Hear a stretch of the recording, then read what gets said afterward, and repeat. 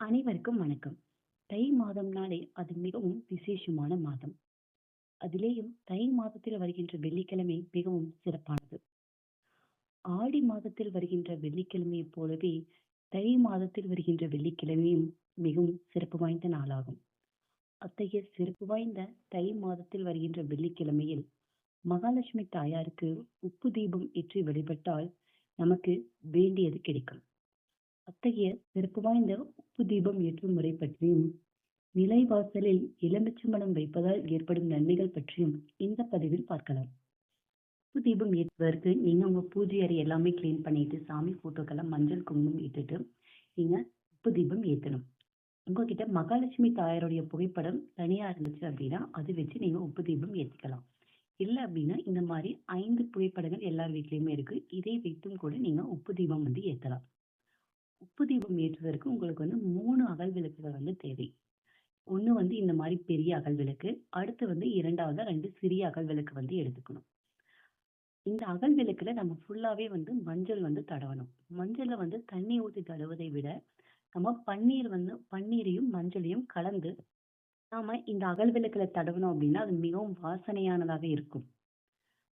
அடுத்ததா இந்த மஞ்சளை எந்த ஒரு கேப்புமே இல்லாம சுத்தமா என்ன அப்படின்னா 3 அகல் விளக்குலையுமே நல்லா தேய்ச்சுக்கோங்க. அடுத்து 3 அகல் விளக்குலையுமே குங்குமம் வைக்கணும். இந்த மாதிரி 3 அகல் விளக்குமே நீங்க மஞ்சள் குங்குமம் நல்லா தடவி அதை தனியா எடுத்து வச்சிருங்க. அடுத்ததா அந்த பெரிய அகல் விளக்குல நிறைய நீங்க உப்பு எடுத்து போடணும். உப்பு நீங்க இதுல அகல் விளக்குல போடும்போது கீழே எலும் விழாம கரெக்டா என்ன அப்படின்னா உப்பை எடுத்து நீங்க அந்த அகல் விளக்குல போடணும். இப்படி பெரிய அகல் விளக்கு ஃபுல்லா உப்பு போட்டுட்டு அடுத்ததா இருக்கிற அகல் விளக்குல நாம அர்ச்சனை அரிசி போடணும். நான் பச்சரிசியை மஞ்சளை மிக்ஸ் பண்ணி அர்ச்சனை அரிசி போட்டிருக்கேன். அடுத்ததா நீங்க அதற்கு மேலதான் நாம தீபம் ஏற்றணும். இந்த உப்பு தீபம் வெறுமனே உப்பு மேலே வைத்து ஏற்றக்கூடாது. அதனாலதான் நம்ம பச்சரிசி அர்ச்சனைக்காக போட்டுக்கிறோம். அடுத்ததா நெய் ஊற்றி ரெட்டத்திரி போட்டு நீங்க உப்பு தீபம் ஏற்றி வழிபாடு செய்யலாம். இந்த உப்பு தீபம் ஏற்றி வழிபாடு செய்வதால உங்களுடைய கடன், கஷ்டம், துன்பங்கள் என அனைத்துமே நீங்கும். இந்த உப்பு தீபம் ஏற்றி வழிபாடு செஞ்சீங்கன்னா உங்களுக்கு அல்ல குறையாத பணம் கிடைக்கும். அதாவது நமக்கு கோடீஸ்வர யோகம் கிடைக்கக்கூடிய பலனை தருவதுதான் இந்த உப்பு தீபம். அத்தகைய சிறப்பு வாய்ந்த இந்த உப்பு தீபத்தை நீங்க எந்த இடத்துல ஏத்தலாம்னா நீங்க உங்களுடைய வீடுகள்ல ஏத்தலாம். இல்லைன்னா நீங்க உங்களுடைய office, school, college, business place இந்த மாதிரி எந்த இடத்துல வேணாலும் நீங்க உங்களுடைய தேவைக்கு தகுந்தாற் போல இந்த உப்பு தீபத்தை ஏற்றி நீங்க வழிபாடு செய்யலாம். எந்த நேரத்துல நீங்க உப்பு தீபம் ஏத்தணும் அப்படின்னா நீங்க காலையும் மாலையும் ஏத்தலாம். ஆனா காலையில பிரம்ம முகூர்த்த நேரத்துல நம்ம உப்பு தீபம் ஏற்றி வழிபாடு செஞ்சோம்னா அது நமக்கு அதீத பலனை தரும். அதனால நீங்க எப்பொழுதுமே பிரம்ம முகூர்த்த நேரத்துல உப்பு தீபம் மட்டுமல்ல, நம்ம பிரம்ம முகூர்த்த நேரத்துல காலையிலேயே நம்ம வீடு ஃபுல்லா கிளீன் பண்ணிட்டு நாம பூஜை அறையில விளக்கேற்றி வழிபட்டோம்னா நமக்கு நல்ல பலன்கள் இருக்கும். அதனால இந்த பிரம்ம முகூர்த்த நேரத்துல நீங்க உப்பு தீபம் ஏற்றி வழிபாடு செஞ்சீங்கன்னா உங்களுக்கு நல்ல பலன்கள் கிடைக்கும். இந்த உப்பு தீபத்தை நீங்க வாரந்தோறும் வருகின்ற வெள்ளிக்கிழமையில் ஏற்றலாம். அல்லது வாரம் ஒரு முறை அல்லது மாதம் ஒரு முறை இந்த மாதிரி நீங்க உப்பு தீபத்தை ஏற்றி வழிபாடு செய்யலாம். அது மட்டுமல்ல பௌர்ணமி நாட்களையும் இந்த உப்பு தீபம் ஏற்றி வழிபாடு செய்வது நல்ல பலனை தரும். தரித்திரம் நீங்கி லட்சுமி கடாட்சகம் உண்டாக நாம் இந்த உப்பு தீபத்தை ஏற்றலாம். அடுத்ததா இந்த உப்பு தீபம் ஏற்றுவதால நமக்கு என்னென்ன பலன்கள் அப்படின்னு பார்க்கலாம். நம் குடும்பத்தில் வறுமை நீங்கி நமக்கு மகிழ்ச்சி உண்டாகும். இந்த உப்பு தீபம் ஏற்றி வழிபாடு செய்வதால் சகல நோய்களும் தீரும் என்பது ஐதீகம். நமக்கு என்னதான் செல்வம் இருந்தாலும் நம்ம நல்ல ஆரோக்கியம் இல்லைன்னா அதை எதையுமே அனுபவிக்க முடியாது. அப்படி ஆரோக்கியத்தை நமக்கும் நம் குடும்பத்தாருக்கும் தர இந்த உப்பு தீபத்தை ஏற்றி வழிபாடு செய்யலாம். தீராத பிணியில் அவதிப்படுபவர்களுக்கும் இந்த உப்பு தீபம் ஏற்றி வழிபாடு செய்யலாம். உப்பு தீபம் ஏற்றி வழிபாடு செய்வதால் நம் தொழிலில் உள்ள தடை, வருமானத்தில் உள்ள தடை, பதவி உயர்வு கிடைப்பதில் இருக்கும் தடைகள் என அனைத்து தடைகளுமே நீங்கும். நினைத்த வேலை நினைத்தபடி கிடைக்க நாம் இந்த உப்பு தீபத்தை ஏற்றி வழிபாடு செய்யலாம்.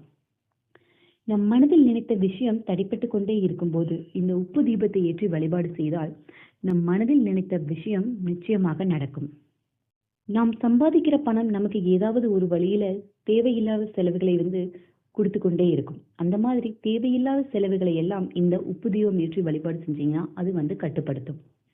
பகைவர் தொல்லை நீங்கவும் இந்த உப்பு தீபம் ஏற்றி வழிபாடு செய்யலாம். உப்பு வந்து நம்ம வீட்டில் இருக்கிற நெகட்டிவ் எனர்ஜி எல்லாமே அப்சர்வ் பண்ணிட்டு நமக்கு பாசிட்டிவ் ஃபுல் எனர்ஜி வந்து கொடுக்கும். அதனால நம்ம வீடு ஃபுல்லாவே பாசிட்டிவ் எனர்ஜி வந்து நிறைஞ்சிருக்கும். மஞ்சள்ல வந்து லட்சுமி தாயார் குடியிருக்காங்க. மங்களகரமான பொருள் வச்சு நம்ம விளக்கு ஏற்றுவதால நமக்கு அதீத பலன்கள் வந்து கிடைக்கும். இந்த மாதிரி உப்பு தீபம் ஏற்றி வழிபாடு செஞ்சீங்கன்னா உங்க வாழ்வில் செல்வ செழிப்பு படிப்படியாக முன்னேறுவதை நீங்க கண் கூடாக பார்க்கலாம். இந்த உப்பு தீபம் ஏற்றுவதற்கு நீங்க அதற்கு முந்தைய நாளே எல்லாமே உங்க வீடு ஃபுல்லா கிளீன் பண்ணிட்டு உங்க பூஜை அறையும் கிளீன் பண்ணிட்டு நீங்க இந்த உப்பு தீபத்தை வந்து ஏற்றணும். இந்த உப்பு தீபம் ஏற்றும் போது கனகதார ஸ்தோத்திரம் படிக்கிறது ரொம்ப சிறப்பானது. உப்பு வந்து லக்ஷ்மி தாயின் ரூபம்னு சொல்லுவாங்க. அந்த உப்பை பெருமைப்படுத்தும் விதமா தான் நாம இந்த உப்பு தீபத்தை வந்து ஏத்துறோம். அடுத்ததா நீங்க இந்த உப்பு தீபம் ஏத்தி முடிச்சுட்டு, அதாவது வெள்ளிக்கிழமை நீங்க உப்பு தீபம் ஏத்துனீங்கன்னா அந்த உப்பை வந்து நீங்க வெள்ளிக்கிழமையே எடுக்க கூடாது. அதை வந்து அடுத்த நாள் சனிக்கிழமை தான் எடுத்து நீங்க அதை வந்து கிளீன் பண்ணணும். அந்த உப்பை வந்து அதாவது கடவுளுக்கு படிச்ச எந்த பொருளையுமே நம்ம மறுபடியும் பயன்படுத்தக்கூடாது. அதனால அந்த உப்பை வந்து நீங்க கால் தடம் படாத இடத்துல, அதாவது நீரோடைகள் ஏதாவது ஆறு அந்த மாதிரி பக்கத்துல இருந்தா அதுல வந்து போட்டுடலாம். இல்லை அப்படின்னா நீங்க அதை வந்து சுத்தமா கரைச்சு நீங்க கால் தடம் படாத இடத்துல அந்த நீரை வந்து நீங்க கொட்டிடலாம். அடுத்து அந்த 3 அகல் விளக்குகளையுமே வந்து நீங்க கிளீன் பண்ணி நீங்க அடுத்த வாரம் கூட நீங்க யூஸ் பண்ணிக்கலாம்.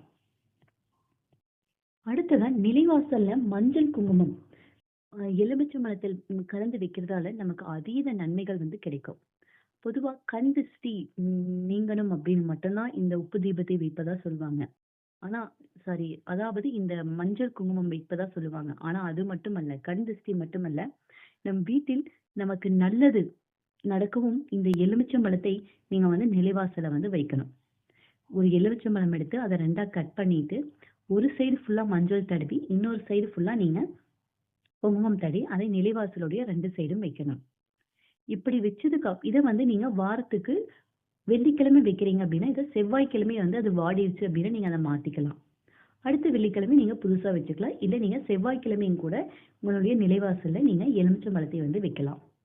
அடுத்து நீங்க இந்த நிலைவாசல்ல வைத்த எலுமிச்சை மரத்தை உங்க வீட்டுக்குள்ள வந்து நீங்க கொண்டு வரக்கூடாது. நீங்க அதை வச்சு 1 வீக் ஆயிடுச்சு அப்படின்னா அதை அப்படியே வீட்டுக்கு வெளியிருந்தே கொண்டு போய் நீங்க கால் தடம் படாத இடத்துல நீங்க போடுறதா வந்து ரொம்ப நல்லது. இந்த மாதிரி உப்பு தீபம் ஏற்றி வழிபாடு செஞ்சீங்கன்னா உங்க வாழ்வில் செல்வ செழிப்பு உண்டாவதை படிப்படியாக நீங்கள் காணலாம்.